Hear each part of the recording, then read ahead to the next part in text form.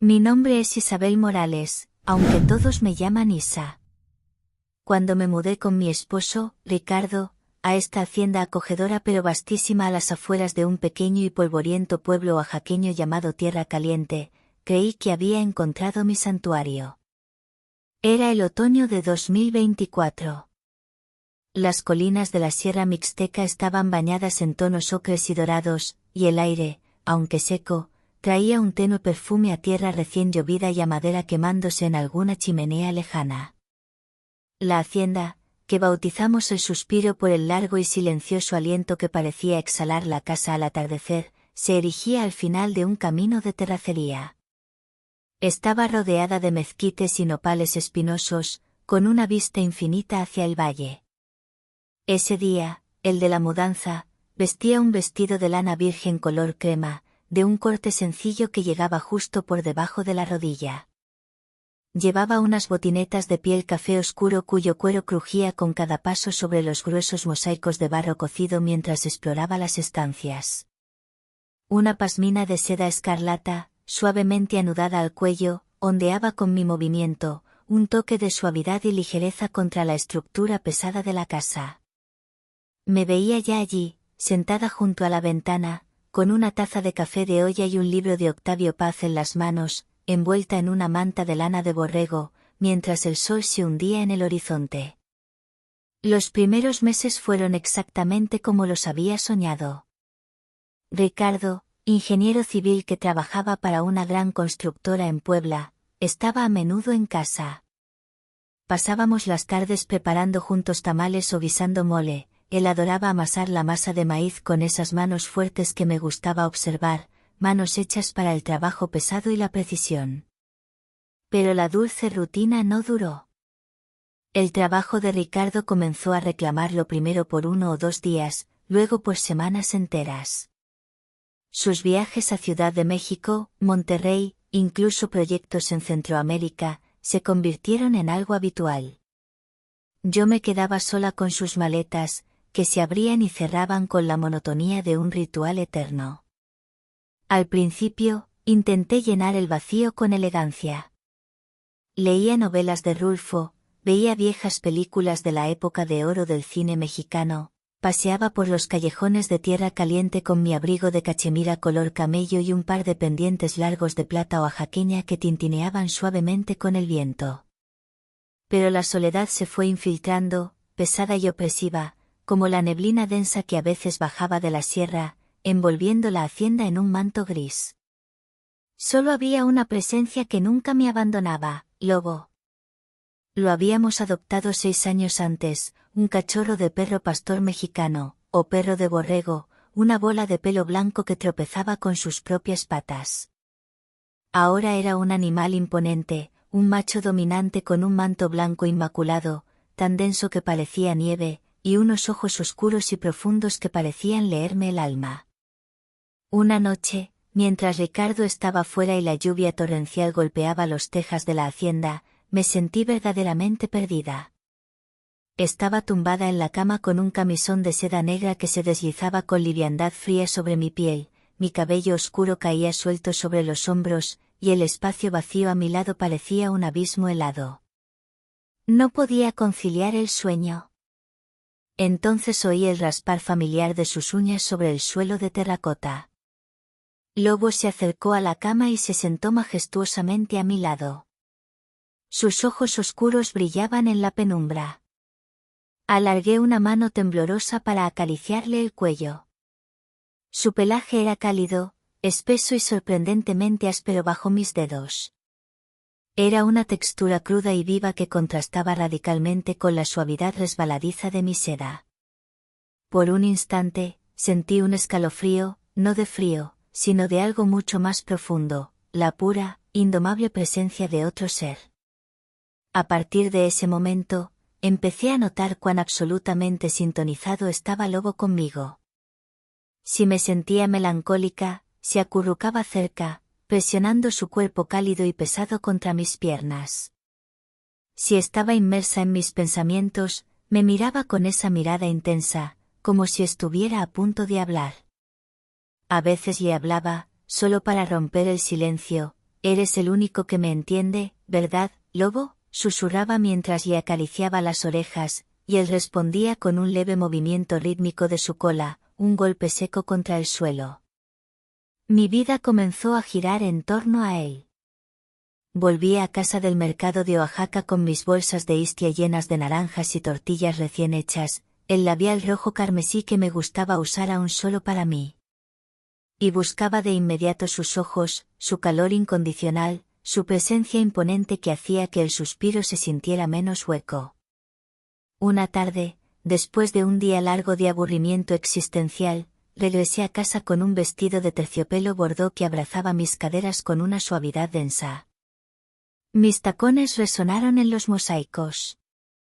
Me dejé caer descalza sobre un tapete de lana de oveja, piel de borrego, que cubría una porción del salón, mis pies desnudos hundidos en la suavidad profunda y lanuda.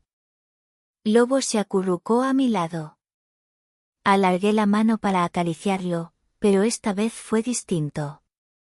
Mis dedos se detuvieron en su manto, deslizándose lentamente a lo largo de su cuello, sintiendo la fuerza contenida de su cuerpo bajo la densidad del pelaje. Contuve el aliento. Un calor repentino me recorrió, un frémito que me hizo ruborizar. La textura áspera de su piel contra la suavidad sedosa de mi terciopelo creó una fricción inesperada que se sintió prohibida. Me retiré de golpe, levantándome para encender el tocadiscos, buscando refugio en un bolero de Agustín Lara. Pero esa noche, mientras me daba vueltas en la cama con la seda fría de mi camisón pegada a la piel, no podía dejar de pensar en ello. ¿Qué me estaba sucediendo? El invierno se instaló en tierra caliente con una frialdad penetrante. El suspiro quedó envuelto en un silencio tan gélido que parecía absorber cualquier sonido. Las colinas, que en otoño ardían en ocres, ahora estaban desnudas. Los mezquites se alzaban como esqueletos contra un cielo gris plomizo, un paisaje austero que reflejaba mi estado de ánimo. En cierto modo, agradecía el frío. Me daba una excusa para vestirme, para crear una barrera tangible entre mi cuerpo y el vacío que me rodeaba. Elegí la estructura sobre la ligereza. Mi vestuario se transformó en una armadura. Compré un abrigo de lana negra de doble faz, largo hasta los tobillos, con un cuello alto y rígido que acariciaba mi barbilla. La densidad de la lana era un peso reconfortante que me recordaba que todavía existía. Para ese día, había optado por unas botas de gamuza color carbón con un tacón cuadrado y moderado, perfectas para caminar sobre el empedrado húmedo del pueblo. Un anillo de plata antigua con una piedra de ámbar de Chiapas brillaba pálidamente en mi dedo, la única joya que rompía la seriedad de la lana oscura. Mi cabello castaño, denso y ondulado, estaba recogido en una trenza suelta y pesada, un gesto de contención imperfecta. Una nube de perfume de jazmín, dulce y embriagador, me seguía como una sombra. Ricardo se había ido de nuevo. Esta vez, a un proyecto formal y largo en la fría Guanajuato. Estaría fuera un mes entero. Ya no me importaba. Sus mensajes, cortos, formales y siempre iguales, todo en orden, cuídate, te llamo, ya no calentaban mi corazón. Volvía a casa cada tarde después de mi trabajo voluntario en una pequeña biblioteca del pueblo.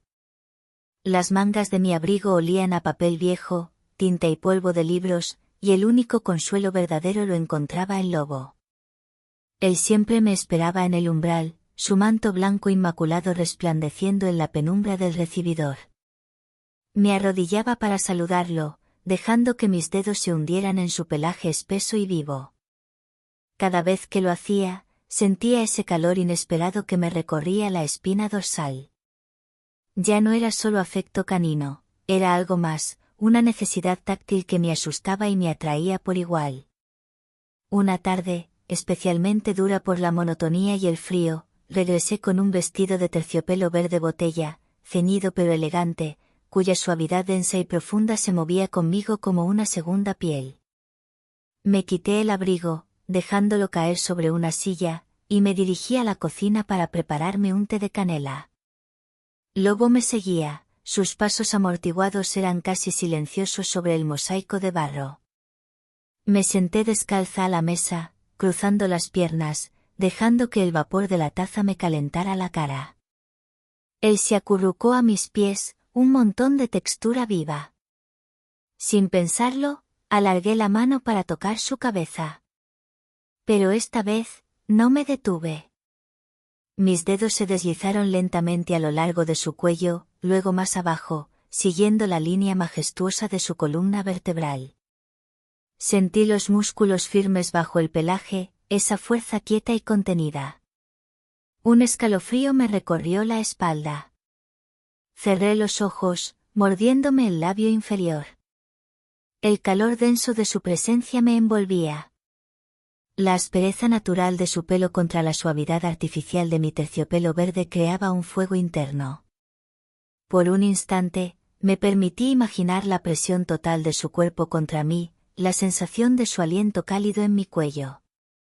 Me levanté de golpe, derramando casi la tisana, y corrí a la sala. Encendí la chimenea, buscando distraerme con el crepitar seco y rítmico del fuego. Las noches siguientes se convirtieron en un juego peligroso. Me encontraba buscándolo, rozándolo más a menudo de lo que estaba dispuesta a admitir. Necesitaba el contrapunto táctil de su densidad y aspereza contra la ligereza y resbaladiza de mi ropa de noche. Una noche, mientras llevaba una bata de satén color lavanda que se deslizaba peligrosamente sobre mis hombros, me tumbé en el tapete de lana de oveja frente al fuego. Lobo se acercó y se acurrucó a mi lado. Dejé que mi mano reposara en su flanco, sintiendo el ritmo lento y profundo de su respiración, el calor animal que irradiaba. La luz de la chimenea bailaba en su manto blanco y denso, y me perdí mirándolo, imaginando cosas que nunca me atrevería a nombrar. El contacto con su pelaje, áspero pero increíblemente cálido, me daba una sensación que no podía explicar, una mezcla de confort profundo y deseo censurado, prohibido por mi propia mente. Me levanté, ajustando mi cabello con un gesto nervioso. Apagué las luces, tratando de huir de esos pensamientos, pero sabía que no podía escapar por mucho tiempo. Una noche, mientras afuera se desataba una tormenta eléctrica, me desperté sobresaltada. Vestía un camisón de algodón blanco, ligero, cuyo tejido fino dejaba adivinar la silueta de mi cuerpo bajo la luz intermitente de los relámpagos. Lobo estaba allí, acostado junto a la cama, mirándome con esos ojos profundos. Me incliné hacia él, mi cabello cayendo sobre mi rostro, y susurré: «¿Qué me estás haciendo, Lobo?». Mi mano encontró su cuello, y esta vez, no la retiré. Dejé que mis dedos se deslizaran con una lentitud deliberada, saboreando la sensación cruda de su pelaje denso y vibrante contra la suavidad expuesta de mi piel desnuda. Un trueno rasgó el silencio y sentí mi corazón latir con fuerza en el pecho. Ya no era solo un perro. Era mi refugio, mi obsesión, la textura viva que me llenaba el vacío. Y esa consciencia me aterrorizaba y, al mismo tiempo, me llenaba de una promesa oscura. El invierno en el suspiro se había convertido en un campo de batalla entre la disciplina autoimpuesta y la fricción prohibida. La primavera llegó por fin a tierra caliente, y el suspiro se transformó. Los cipreses de Ricardo se revistieron de un verde intenso, y las flores de agave en el campo llenaron el aire con un perfume dulce y ligeramente embriagador. Ese día, la naturaleza me pedía ligereza, y yo cedí a la demanda. Llevaba un vestido de lino blanco, cuyo tejido era tan fino que se movía con la brisa como una promesa de desnudez. Era ligeramente transparente sobre los hombros, y caminaba descalza sobre el césped, sintiéndome salvaje y sin ataduras. Al cuello, unas perlas finas y frías contrastaban con el calor de mi piel. Había abandonado mis sandalias doradas cerca de la puerta. Pero la liberación del cuerpo no apaciguó la tormenta interna. La obsesión por Lobo había crecido hasta convertirse en un punto de inflexión psicológico. Ya no se trataba de consuelo, era una adicción táctil que desafiaba mi propia moralidad. En medio de esta turbulencia, Ricardo regresó. Llegó sin previo aviso una tarde de marzo, el sonido de sus llaves en la cerradura fue como un trueno inesperado. Yo estaba en la cocina, con una bata de satén color melocotón que se deslizaba suavemente sobre mis piernas, intentando servirme una copa de vino tinto. Lobo, acurrucado a mis pies, levantó la cabeza. Sus ojos me miraron con una intensidad protectora que me hizo temblar, como si estuviera leyendo mi secreto y desafiando al intruso. «Hola, Isabella», dijo Ricardo, dejando caer su maleta en la entrada. Tenía el cabello revuelto por el viaje y una sonrisa cansada que no alcanzaba sus ojos. Le devolví el saludo con un gesto, pero no me moví. No sentí nada, ni alegría, ni alivio. Solo un vacío frío que me oprimía el estómago. Esa noche, mientras Ricardo dormía en nuestra cama, yo no pude cerrar los ojos. Llevaba un camisón de encaje negro, ceñido y delicado, cuyo tejido acariciaba mi piel cada vez que me movía. Ricardo roncaba suavemente, su respiración pesada y distante. Lobo, en cambio, estaba acostado en el suelo junto a mi lado de la cama, un ancla de vida. Alargué una mano hacia él, rozándole la cabeza. Su pelaje era cálido, vivo, y un frémito me recorrió de inmediato, una sensación que Ricardo jamás me había dado. Me levanté en silencio, deslizándome fuera de las sábanas. Me dirigí al salón. Me senté en el sofá, envolviéndome en una manta de cashmere, una textura suave y etérea que me ofrecía calor sin peso. Lobo me siguió, acurrucándose a mi lado. Dejé que mis dedos se deslizaran sobre su manto, lento y deliberado, sintiendo cada músculo vibrante bajo su piel. El calor denso de su cuerpo me envolvía. Cerré los ojos por un momento, imaginando perderme en esa sensación, dejarme llevar por completo. Pero me detuve. Retiré la mano, como si me hubiera quemado. Los días siguientes fueron una agonía. Ricardo estaba en casa, pero era un fantasma. Hablaba de su trabajo, de sus viajes, pero yo asentía sin escuchar. Durante una cena, él con una camisa de lino impecablemente planchada, yo con un vestido de algodón azul cobalto que ceñía mis caderas, me miró a los ojos y me preguntó: «¿Estás diferente, Isabella? ¿Qué te pasa?» Bajé la mirada, jugando con una pulsera de plata en mi muñeca. «No lo sé», mentí. Pero dentro de mí, lo sabía perfectamente. No era él quien me faltaba, era Lobo. Cada vez que Ricardo me rozaba, sus manos se sentían frías, lejanas, mientras que el simple contacto con el pelaje crudo de Lobo me hacía latir el corazón. Una tarde, mientras Ricardo había salido a reunirse con un viejo amigo en el cantina del pueblo, me quedé sola. Me puse un kimono de seda rojo carmesí, corto, lo suficiente para dejar mis muslos al descubierto, y me tumbé en el tapete de piel de borrego del salón. Lobo se acercó, posando su cabeza cerca de la mía. Dejé que mis dedos se deslizaran a lo largo de su cuello, luego por su flanco, sintiendo la fuerza contenida de su cuerpo bajo el manto blanco. Mi respiración se aceleró. Un calor dulce y prohibido me invadió. Me detuve, poniendo una mano en mi pecho para calmar el pulso, pero el deseo seguía allí, palpitante, imposible de ignorar. ¿En qué me estoy convirtiendo?, susurré, mirándolo a los ojos. Él inclinó la cabeza, como si quisiera responderme. Entonces, sucedió. Ricardo regresó antes de tiempo. Me encontró allí, en el tapete de oveja, con Lobo a mi lado. Estaba envuelta en el kimono escarlata, el cabello revuelto, el rostro sonrojado por la súbita oleada de deseo y culpa. «Isabella, ¿qué está pasando aquí?», preguntó, su voz dura y extraña. Me levanté de golpe, apretando el cinturón de mi bata. Nada, balbuceé. Pero sus ojos se posaron en Lobo, luego en mí, y vi una sombra de sospecha fría y oscura cruzando su rostro. Tú y ese perro, comenzó, pero no terminó la frase. Se dio la vuelta y se dirigió a la habitación. Yo me quedé inmóvil, el corazón martilleando en mi pecho. Esa noche, mientras yacía despierta, escuché un ruido extraño proveniente del patio. Un quejido bajo, casi un lamento. Me levanté de golpe, corriendo hacia la ventana. La noche era oscura. No vi nada, salvo la sombra densa de los cipreses. Lobo estaba aún allí, acostado a mi lado, pero algo en el aire había cambiado. La cama de Ricardo estaba vacía. Había salido. Bajé al salón. Ricardo, no estaba. Fui a la cocina.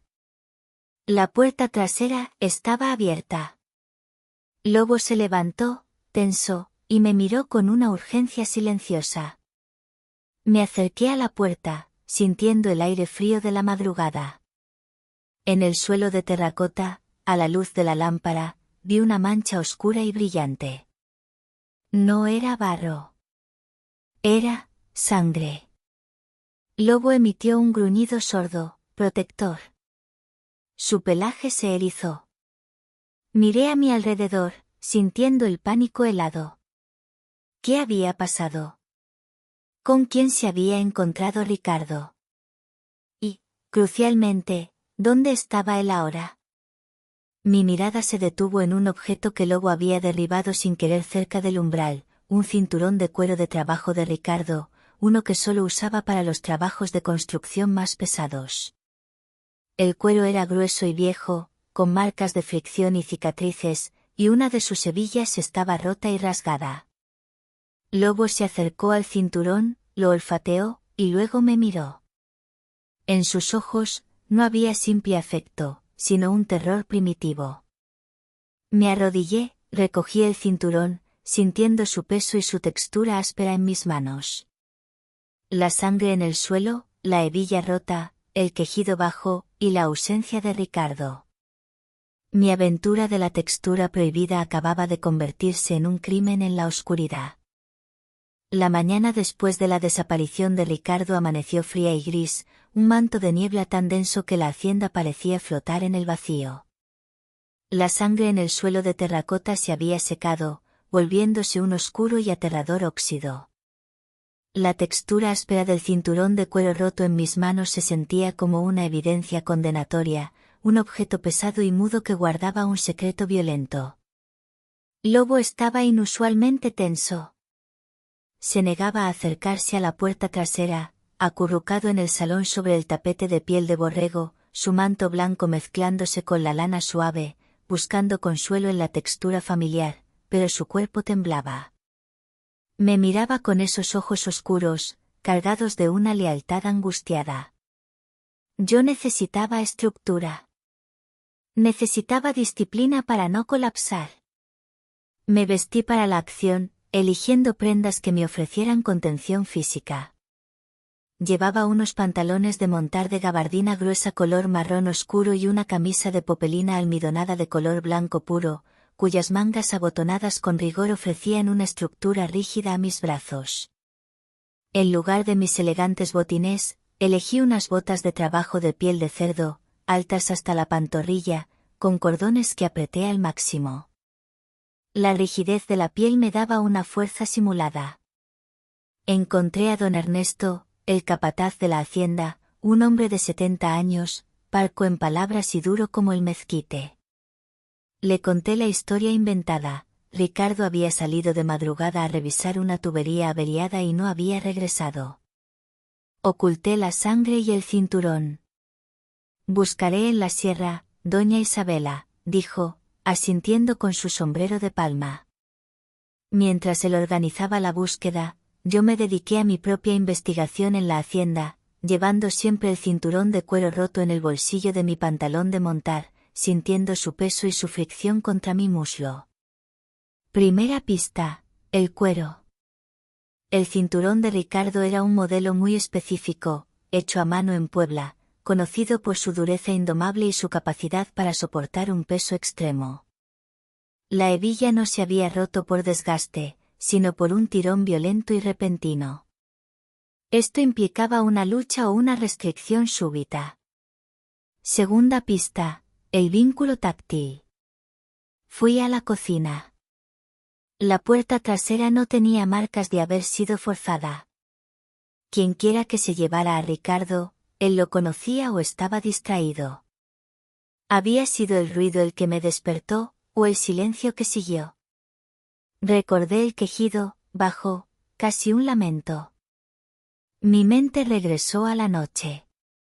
La única persona que realmente conocía la fricción en esa casa era yo. ¿Y Lobo? Me acerqué a Lobo. Me arrodillé y dejé que mis dedos se hundieran en su manto áspero. Esta vez, el contacto no era por deseo, sino por necesidad de información. Busqué en su pelaje, sintiendo cada nudo, cada textura. Encontré 3 pelos cortos, oscuros y muy finos, que no eran suyos ni míos. Los guardé cuidadosamente en un pañuelo de lino. Tercera pista, la textura de la mentira. Llamé a la empresa de Ricardo en Puebla. Me dijeron que su proyecto en Guanajuato había terminado hacía 2 semanas y que, oficialmente, él estaba disfrutando de su descanso. No había ninguna tubería averiada. La mentira de Ricardo era tan densa y predecible como el humo. Él no estaba en casa por trabajo, sino que había regresado para una confrontación. La confrontación era conmigo, o con alguien más que él estaba viendo mientras estaba de viaje. Días después, la policía local, con sus uniformes de algodón áspero y sus gestos lentos, llegó a la hacienda. Yo me mantuve rígida, mi camisa almidonada y mis botas apretadas actuando como mi escudo. ¿Tenía enemigos, señora Morales? ¿Deudas? Preguntó el inspector, un hombre de rostro duro y cansado. Ricardo era un hombre de estructura. Hacía negocios, sí, pero siempre con precisión, respondí, usando el lenguaje de la disciplina que había aprendido a admirar. La búsqueda no arrojó resultados. Ricardo se había esfumado sin dejar rastro, excepto por esa mancha de sangre que don Ernesto había logrado limpiar con cal antes de que llegara la policía. Una noche, incapaz de dormir, me puse mi bata de raso color zafiro, buscando la frialdad etérea del tejido. Me senté en el suelo frente al tapete de oveja. Lobo estaba a mi lado. Saqué el cinturón roto y lo coloqué sobre la suavidad profunda de la piel de borrego. La dureza áspera del cuero de trabajo y la suavidad inmaculada del tapete crearon un contraste brutal. Me permití un momento de análisis táctil. Cerré los ojos y pasé un dedo por la cicatriz rasgada en el cuero. No era el corte de un cuchillo. Era la separación violenta de un objeto fuerte que intentaba restringir o atar a alguien, o que había sido arrancado con fuerza. Recordé cómo yo había deseado la contención y la fricción a través de la ropa. Ricardo, tal vez, había buscado una restricción más literal. Justo en ese momento de intensa concentración táctil, Lobo se puso de pie. No ladró, sino que emitió un gemido de advertencia y se dirigió a la ventana. ¿Qué pasa, Lobo? Susurré. Me acerqué a la ventana. La niebla se había levantado, y bajo la luz de una luna creciente, vi una figura en el camino de terracería que conducía a la hacienda. Era un hombre. Llevaba ropa oscura y un sombrero de ala ancha. Parecía estar observando la casa. Pero lo que me detuvo el aliento fue lo que llevaba en la mano. No era una linterna ni un arma. Era un trozo de material que brillaba apenas con la luz de la luna, y por su rigidez y estructura, supe inmediatamente qué era. Era un lazo, una cuerda gruesa de enequén o soga de yute, tejida con tanta densidad que parecía casi metálica. El hombre se quedó unos segundos más, luego se dio la vuelta y se perdió entre los mezquites. Lobo regresó a mi lado, su cuerpo pegado al mío, su pelaje áspero contra la suavidad sedosa de mi bata.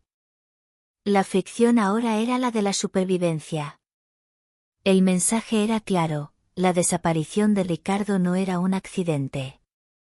Y la clave estaba en las texturas y en la disciplina de la contención. La cuerda era la nueva amenaza, una textura que prometía un control mucho más absoluto que el cinturón roto. La mañana se deslizó sobre el suspiro con una lentitud insoportable, cada segundo cargado con el recuerdo de la soga de Anakin y la sangre seca. Mi mente ya no funcionaba con la lógica de mi vida anterior, ahora era un motor táctil, analizando la fricción y la estructura de cada amenaza. Lobo estaba aterrorizado. No se separaba de mí, y el calor áspero de su cuerpo, antes un consuelo, ahora era una advertencia constante. Había que actuar. La policía buscaría en la sierra, yo buscaría en la mentira de Ricardo. Me vestí para la inminente confrontación, eligiendo un atuendo que equilibrara la estructura con la flexibilidad necesaria para huir o luchar. Me puse unos pantalones de cuero negro de corte vaquero, que se ajustaban como una segunda piel, ofreciendo resistencia y libertad de movimiento.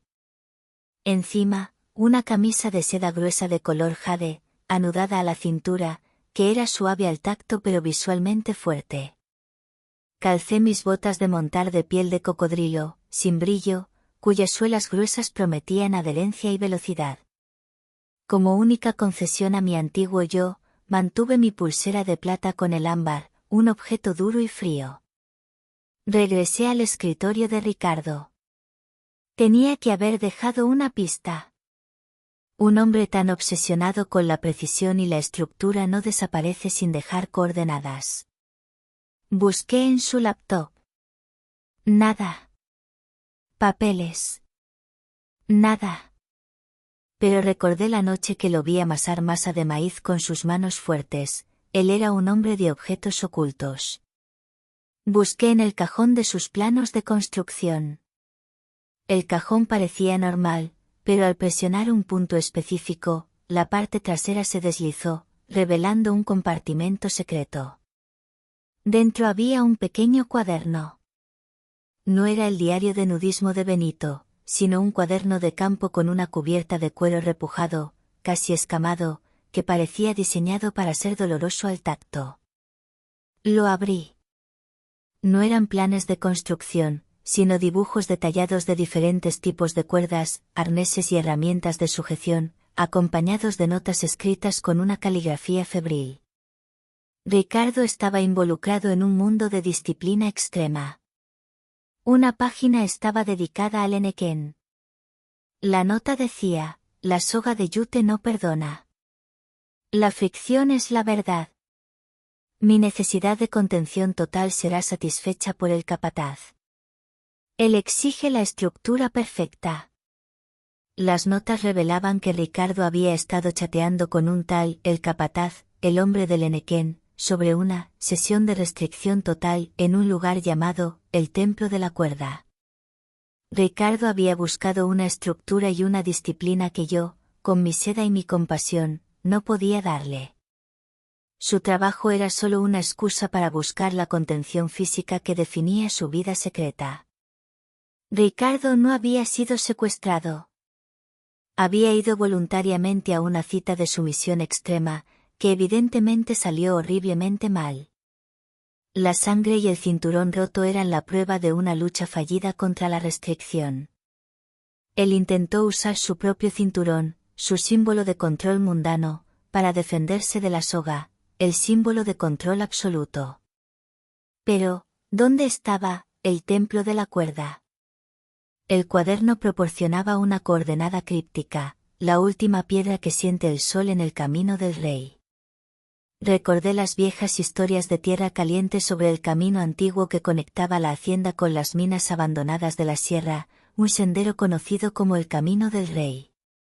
Solo había una piedra enorme y solitaria en ese camino que recibía la última luz del atardecer. La decisión fue instantánea y sin remordimientos. Tenía que ir. Tomé el cinturón de cuero roto de Ricardo, el símbolo de su debilidad, y lo ajusté a mi propia cintura, por encima de los pantalones de montar.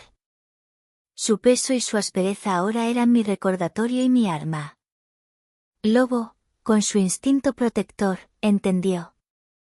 Se levantó y se colocó a mi lado.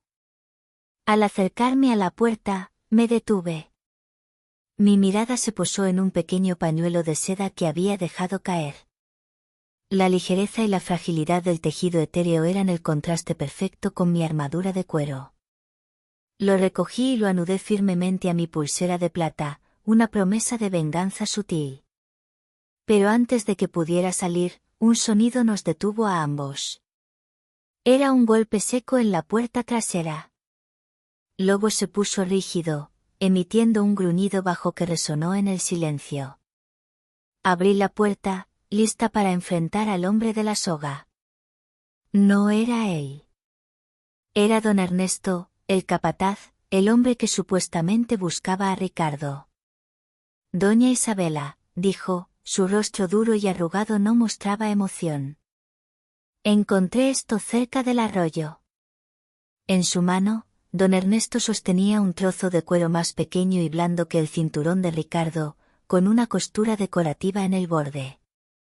No era un cinturón de trabajo. Era un arnés o una correa de restricción finamente elaborada. Pero lo más importante era su textura.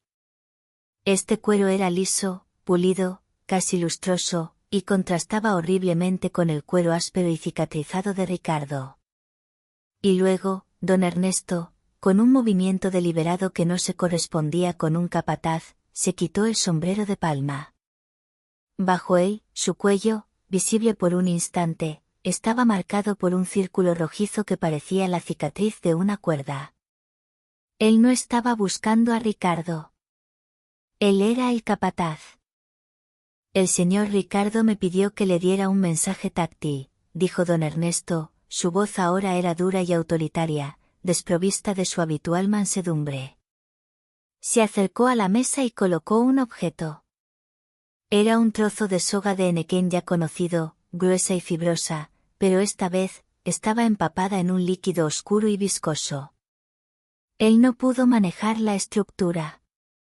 Pero usted, doña Isabela, su cuero me dice que sí, dijo, mirando fijamente el cinturón roto que yo llevaba puesto. Y en un instante, antes de que pudiera gritar, don Ernesto sacó de su bolsillo un pañuelo de seda color melocotón, el que yo había usado la noche del regreso de Ricardo, y lo arrojó a la cara de Lobo. El perro, confundido por el olor familiar de mi propia ropa, se detuvo, gimiendo. Don Ernesto se dio la vuelta y se alejó por la puerta trasera. Me quedé paralizada, mirando el trozo de cuerda empapado sobre la mesa. No era sangre lo que la cubría. Era aceite espeso y oscuro, el tipo que se usa para ablandar el cuero de arneses nuevos. Ricardo no estaba muerto. Estaba en el templo de la cuerda, siendo ablandado por el capataz. Mi obsesión por la textura no me había traicionado, me había guiado. Ahora, la búsqueda de la fricción y la contención era la única manera de salvar a mi marido y, quizás, de salvarme a mí misma. Tomé la soga aceitada, sintiendo la repugnante suavidad del aceite sobre la aspereza de la fibra. Mi mano apretó la hebilla rota del cinturón de Ricardo, un símbolo de su fracaso. Vamos, Lobo, susurré, mi voz firme. Salí de la hacienda, mis botas de cocodrilo resonando en la terracería. La estructura rígida de mi cuero y la disciplina que había cultivado eran mi única esperanza. Tenía que encontrar la última piedra y el templo de la cuerda. El juego de las texturas acababa de empezar, y el precio era la sumisión total.